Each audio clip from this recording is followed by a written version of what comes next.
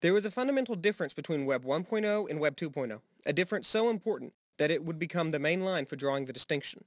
This shift might in fact be one of the most culturally significant and economically important events in recent history. The move to user-generated content was, in fact, this important, but Lawrence Lessig saw it as a return to how mankind used to be, and was meant to be. This was a shift from the read-only culture of the 20th century to the read-write culture of both the future and the past.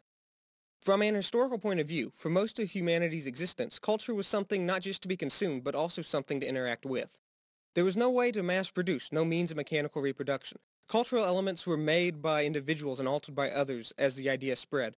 If, for example, someone wished to hear a story, they could not simply read a book, listen to the radio, or turn on the TV. They had to find someone to tell them a story, or tell one themselves.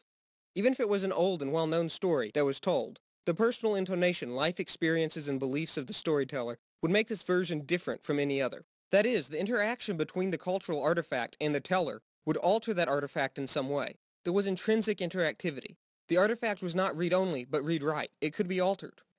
Then came the 20th century, and with it mass media. The cultural artifacts of the day were mass-produced, the same for everyone. Television and radio did not encourage interaction. In fact, they encouraged only passive engagement. The viewer was meant to sit and let the media wash over them. There was no need for amateurs to provide feedback to the artifacts, and there was no means where the desire might exist.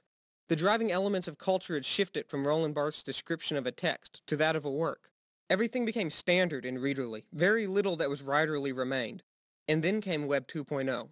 Web 2.0 might be considered by some to be a savior of amateur production, and by extension, read-write culture. With its base around user-generated information and interactivity, the new internet is helping to return the power to create back to everyone, as it used to be.